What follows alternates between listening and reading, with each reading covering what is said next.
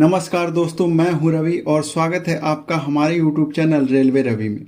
दोस्तों, अगर आपका रेलवे में एडमिनिस्ट्रेटिव इंटरेस्ट पर ट्रांसफ़र हुआ है तो आपको 10 दिन का ट्रांसफ़र लीव यानी ज्वाइनिंग टाइम लीव मिलता है।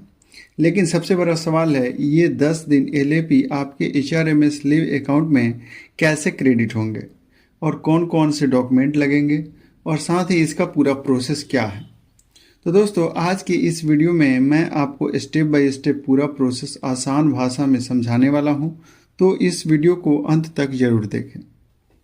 तो दोस्तों, जब किसी रेलवे एम्प्लॉय का ट्रांसफ़र एडमिनिस्ट्रेटिव इंटरेस्ट में होता है यानी विभाग की ज़रूरत के अनुसार उनका ट्रांसफ़र किया जाता है, तो उसे ज्वाइनिंग और शिफ्ट होने के लिए 10 दिन LAP यानी लीव ऑन एवरेज पे दिया जाता है।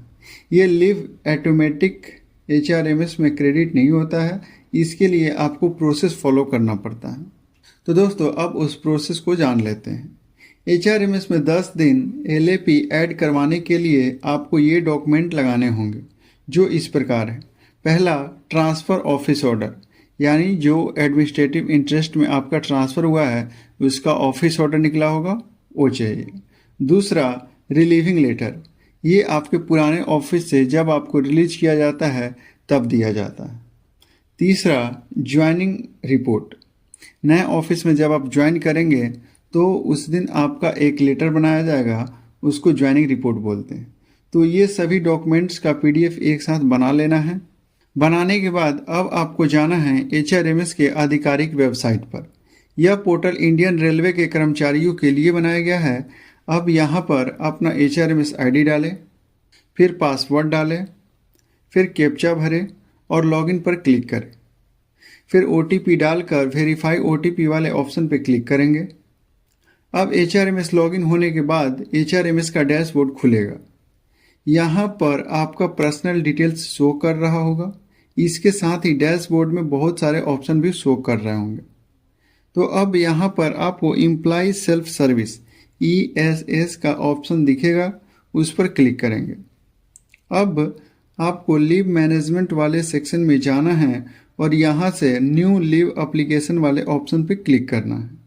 क्लिक करते ही ये पेज खुलकर आ जाएगी, जहाँ एम्प्लॉय का बेसिक डिटेल्स दिख जाएगा। अब नीचे करेंट एप्लीकेशन वाले सेक्शन में आकर यहाँ से नेचर ऑफ लीव चूज करेंगे। तो हम यहाँ पे joining time added to LAP यानी JTLAP वाले ऑप्शन को सिलेक्ट कर लेंगे। फिर रिलीज डेट वाले ऑप्शन में जाकर पुराने ऑफिस से रिलीविंग लेटर वाले डेट को सेलेक्ट कर लेंगे, यानी जिस डेट में आप वहाँ से रिलीज हुए होंगे उस डेट को यहाँ पे सिलेक्ट कर लेना। फिर नंबर्स ऑफ डेज में 10 दिन फिल कर देना है, यानी आपको 10 LAP ट्रांसफ़र लीव के बदले दिया जाता है।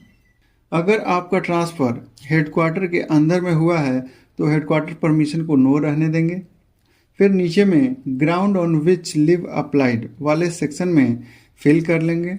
यहाँ पर मैं लिख देता हूँ transfer from Adra to Bokaro on administrative interest.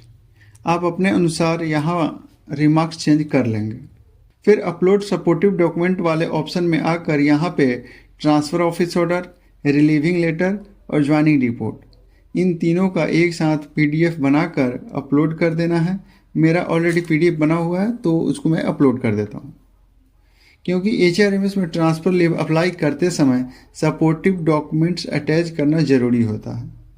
अब अंत में योर सैंक्शनिंग अथॉरिटी वाले ऑप्शन में जाकर अपने सैंक्शनिंग अथॉरिटी का नाम सेलेक्ट कर सबमिट एप्लीकेशन पर क्लिक कर देंगे।